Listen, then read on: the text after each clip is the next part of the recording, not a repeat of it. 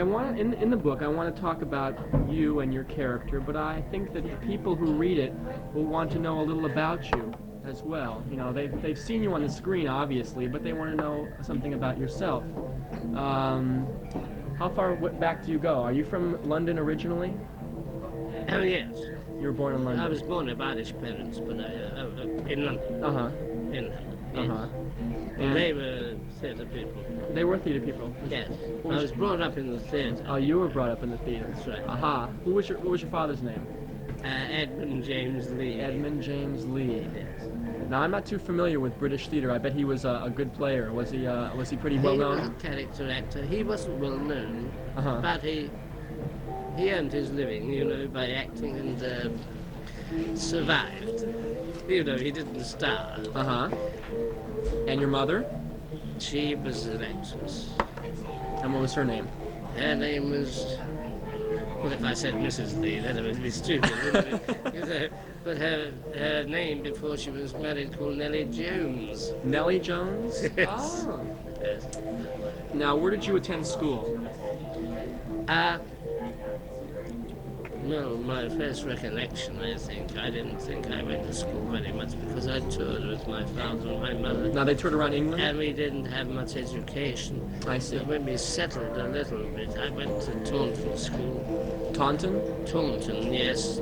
Now, how do you spell that? Taunton. I see.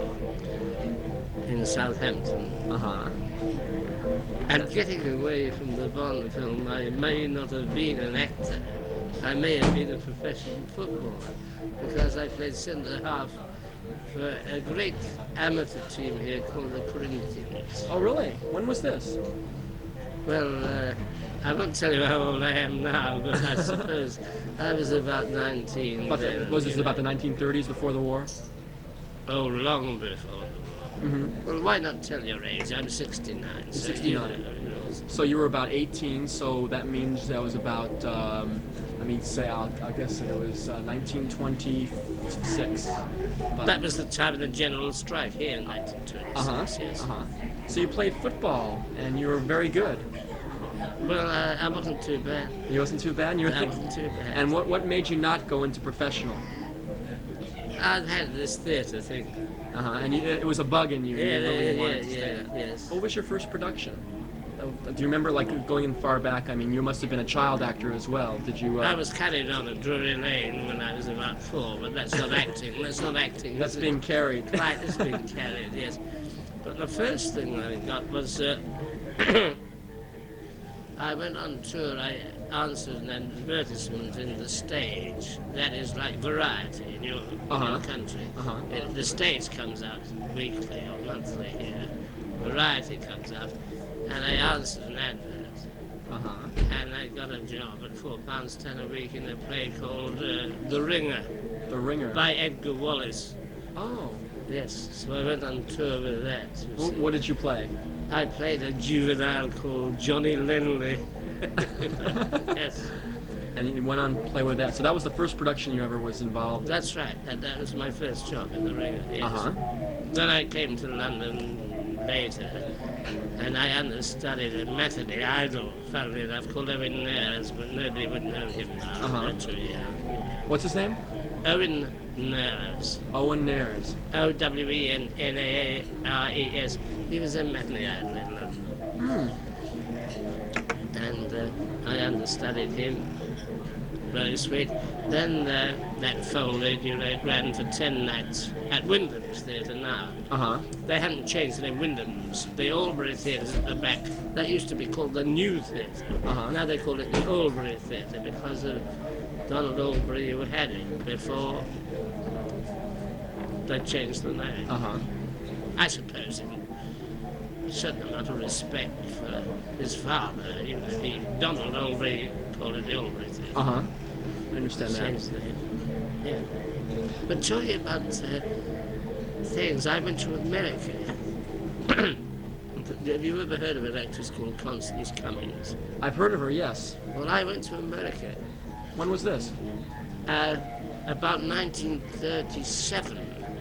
Just before the war broke out? Yeah, in the Mansfield Theatre. It's not there anymore. Where's that, in New York? Yes, it wasn't far away from West 47th Street. Uh-huh. I don't know. I stayed at the Belvedere Hotel, one of the cheapest. I started off on the east side with the awnings, and the commissioners. So I had a look at the bill after I'd been there for 2 days. I thought, I've got to move. I can't afford this. Oh. So I went to a cheaper one. Uh-huh. It ran for a week. Freddie March was on with Florence Eldridge, his wife. He only ran for 5 nights. We ran for 6 nights. We did last the week out, What was the name of the play? Freddie's play, I don't remember. No, your play.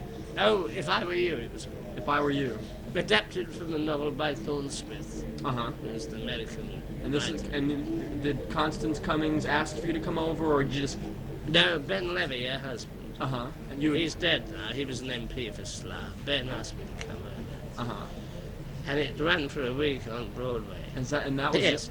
How long And Brooks Atkinson in the New York Times said, If I Were You opened at the Mansfield Theatre last night with Miss Constance Cummings and Mr. Berners-Lee, the scenery was wonderful, but the actors would stand in front of it. I went 3,000 miles with that insult. Oh, no. I can be insulted in Crystal Road, So how long were you in New York? Just a week? Well, we opened at Princeton. We had a one-night stand at Princeton, and they loved it, the college boys and all that. Uh-huh. Then we went to Washington, Boston, then opened in New York. Uh-huh. So you were in the United States for a while? Well, say 2 months, 3 months. Uh-huh. That's all. And you came back here? I came back there. Just when then you played in different plays, and then the war broke out. Yeah, I tell you what was the most marvelous thing. When I went out on the Queen Mary, it's not her Virgin trip, her first trip. It was her second trip. Uh-huh. And Lionel Barrymore was going back. He'd done a film rather, called A Yankee Doctor Uh-huh. with Robert Taylor. Uh-huh. And Sam Wood directed. Oh, yeah, MGM. At MGM. And Lionel Barrymore knew more about the English theatre than an English actor. He was most instructive. I used to go up and have a drink with him. He drank soft drinks. Uh-huh. A teetotaler. And yes, and he was in this wheelchair, and the 2 ladies who looked after him thought they were nurses.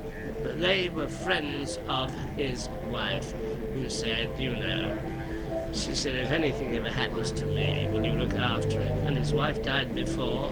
So these 2 ladies, they weren't nurses, they were friends. Uh-huh. Everybody thought they were nurses. They wheeled him about everywhere. This is on the way back from America to England. No, from England to America, when he'd finished the English film. Oh, I see. They did the Yankee Doctor here with Bob Taylor. Right, it came over, it was a British version. I see. That's right, yeah. What happened when the war broke out? Well, when the war broke out, I volunteered for the Merchant Navy. They were full up. And I think if they weren't full up, I wouldn't be talking to you now, because the Merchant Navy went through hell, didn't it? That's a lot of ships were sunk. Yes. And then I joined, I volunteered and went through the usual thing. And, Were you, what did you work as, an air raid warden or something like that? No, I went into it when I could, and I went to the, it's funny because I had an accident and I had 20 stitches in my leg. And I volunteered, and the doctor didn't want to look at the bandages and take them off. He said yes, because people were getting killed, everywhere. So they'd take anybody. Was this the Army? Army, yes. Oh, so you were a soldier? Well, I finished up in the Royal Sussex Regiment, yes. Did you go overseas? Yes. Oh, where? At Normandy? Did you land with the... No, it was in the deserts. And, oh, you went to the Western Desert. I've studied that campaign. One of my avocations... We didn't do very well, the Royal Sussex, so they sort of seconded us to look after oil wells at... not Karachi, because that's India. What was it called? Kirkuk, in Persia. Iran or Iraq. Oh, no. You were out in Persia watching oil wells during the whole war? Yeah. No, not the whole war. Uh-huh. No, the latter part of the war. Oh. In Persia. Interesting. Well, to me it was hell, but... I mean, it's interesting that you should be out in that part of the world. Yeah. So you came back in 45? 45 is right. I remember we left, we were sort of stationed there. You had a number of your drafts, going back. And I remember the Fleet Club. I left from Alexandria, I think. Oh, yes. It's a big British base. When I arrived, I was at Port Said. When I first went abroad, I landed at Port Said. The spell was terrible. Yeah. We came back to Alexandria, and Noel Coward used to with the Fleet Club. Noel, they loved me. No, he sang, "Mad dogs, the English go after them with this song," And all the Macklers loved him in the Alexandria Fleet Club. They thought he was the greatest. They adored him. Well, he was that awful word we call professional. I wish they'd use another word for it. But there must be another word. I know what you mean. But he's gone now. No, bless his heart. When did you make a movie? You must have made when was your first film? It was after the war? Did you make a film? Well, the first really decent film was after the war, Did you make a film before the war? None of any note, yes, like the double event and little second features. But after it suddenly happened, like Dunkirk and the ship that died of shame and Morning Departure. But in America they change titles, don't they? And Dunkirk was probably called something else. John Mills was in it, Dickie Attenborough. Above Us the Waves? Maybe? What was it about? No, Above Us the Waves, Johnny Mills wasn't. I remember that. But that wasn't your film? No. Dunkirk was probably called something else. Something else. The Ship That Died of Shame. I mean, I got a book out of the library around here. David Beatty wrote it, The Cone of Silence, a flying film. But the funny thing is, you see, not the funny thing, you see, when you think of MGM, perhaps before you were born, they probably had 500 people under contract, or 700. Tracy, that lot, They never gave a contract to a casting director here.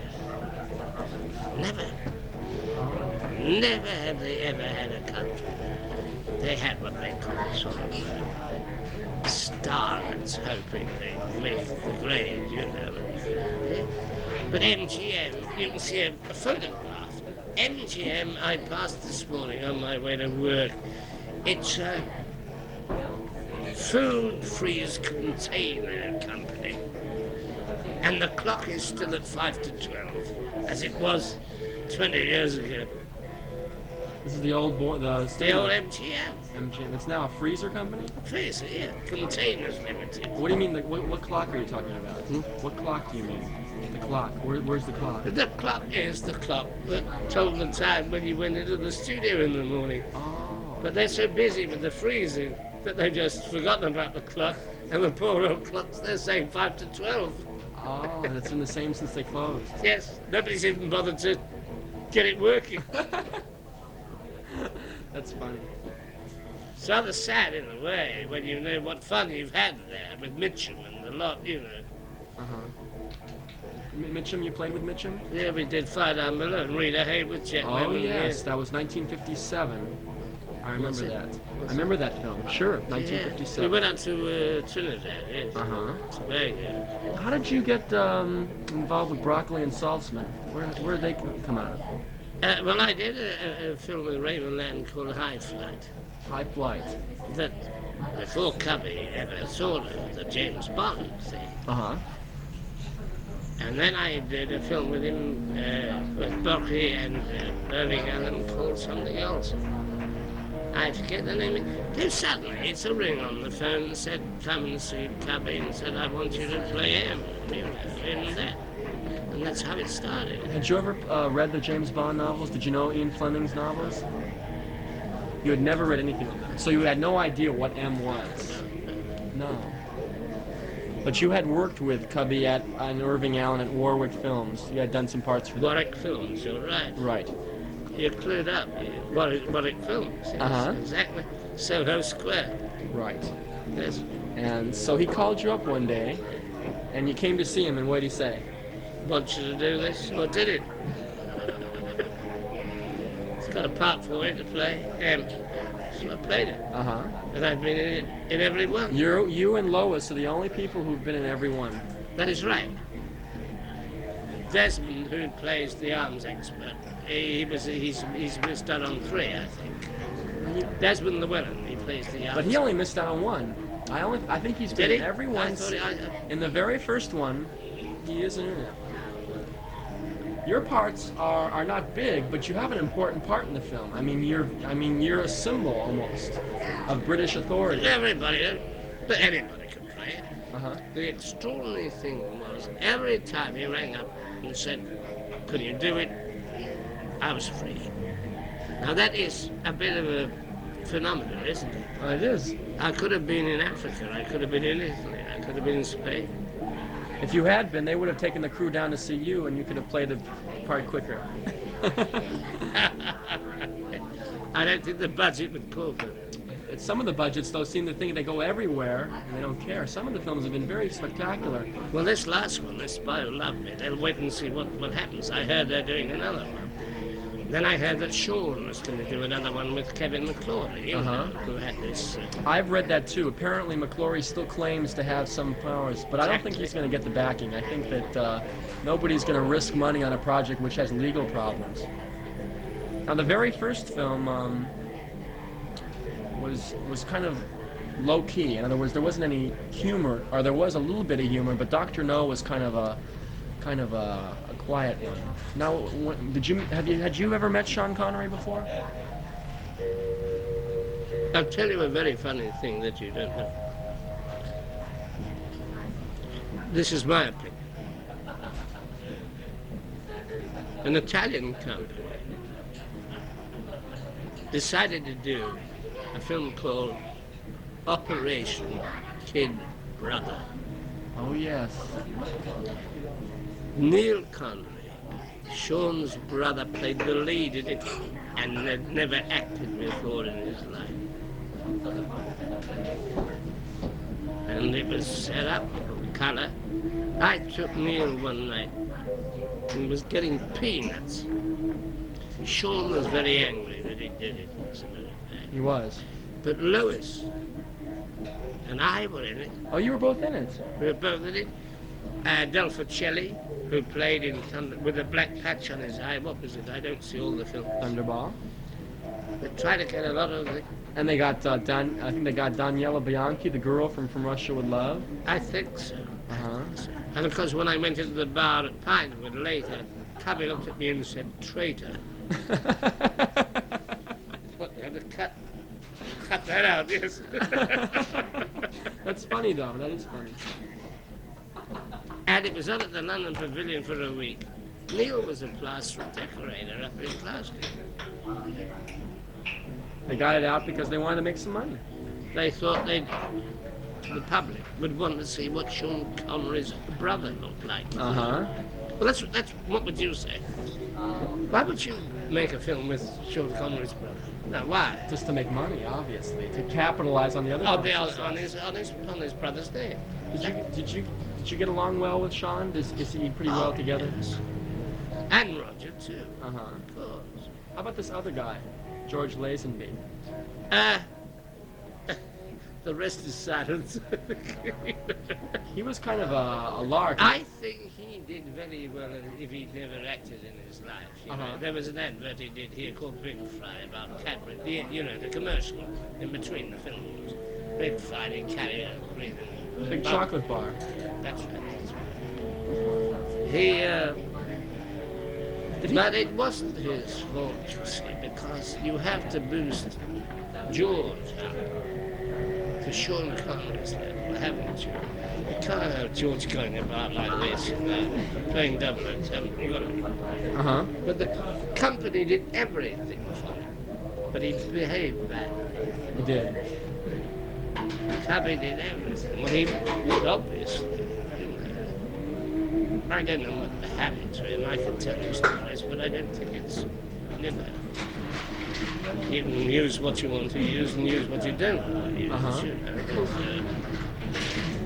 You actually went to Portugal for that film. That's the only time Emma's gone abroad. Because he married Diane Rigg, do you remember? Uh-huh. And they got killed at the end of the film. You went to the wedding, sure. Yeah. How many days were you over there? A couple days? Well, it's just, The only time you ever been abroad, actually. Got away from the desk, you know. Yeah. Uh-huh. This one is abroad. The sets are marvelous in the spotlight with this last one. I've seen it. I saw it at Pinewood. You see, that's a ski jump.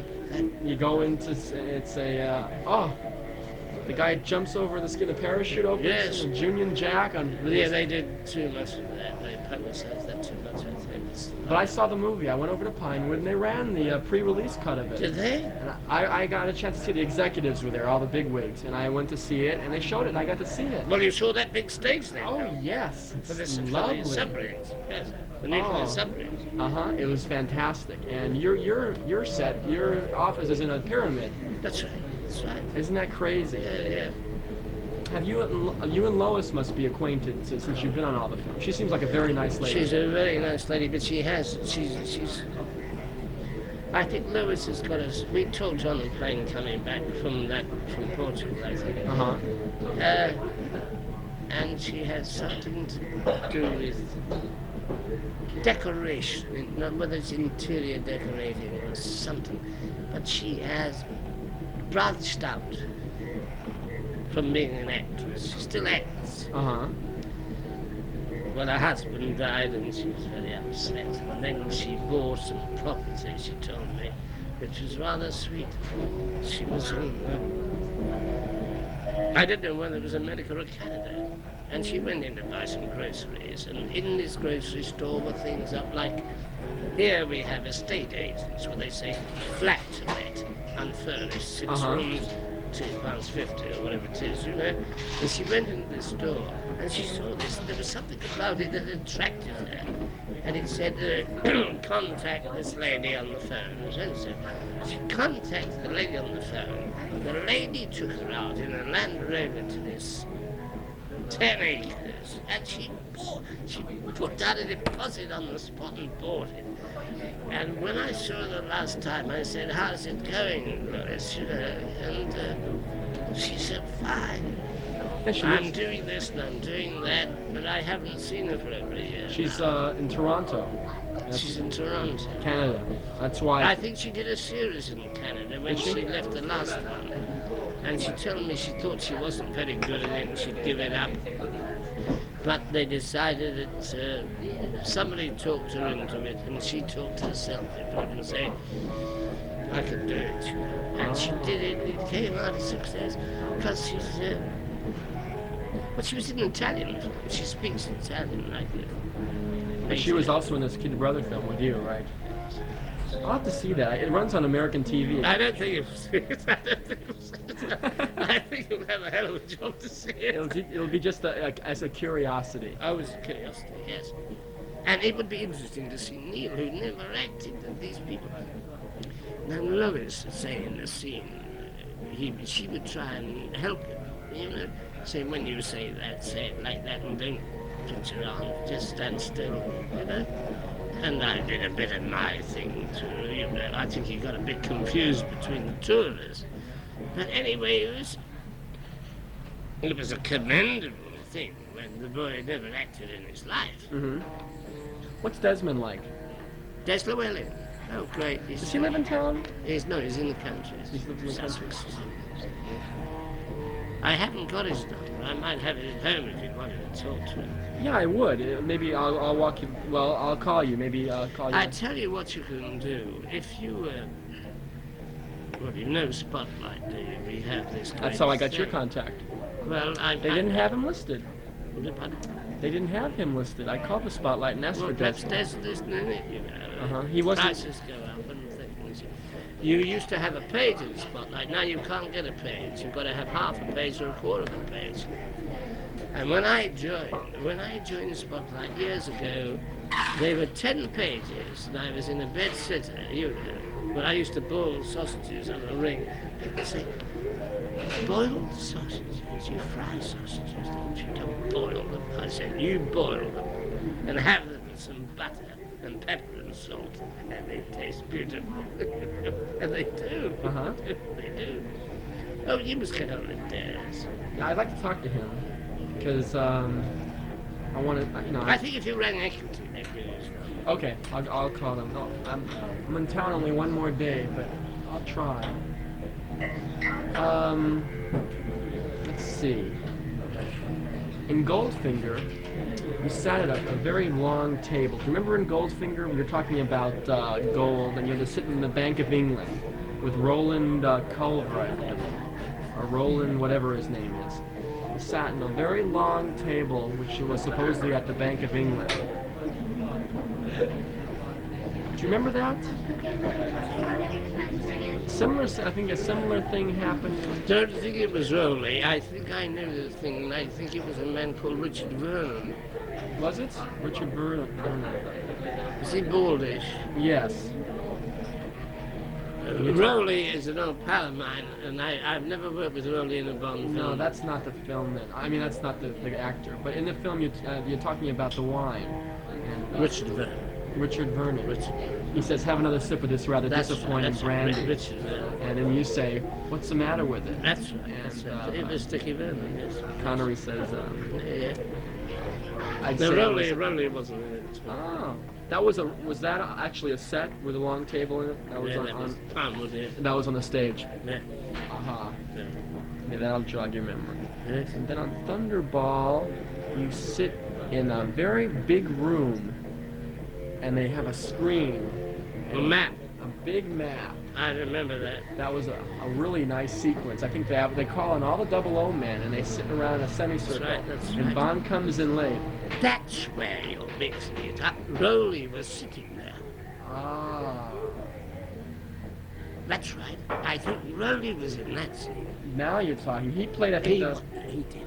You're absolutely right. He played the Prime Minister. Not the Prime Minister. That's right. Yes. He played the... You just mixed it up with the other one, but you're right. Rowley was in that Richard Vernon was in that one, and Roland was in this one. That's right. That's right. And that's where you had the big RAF map. That's right. And Teddy Underwood, that I was out in Italy with Bogey, Bogart.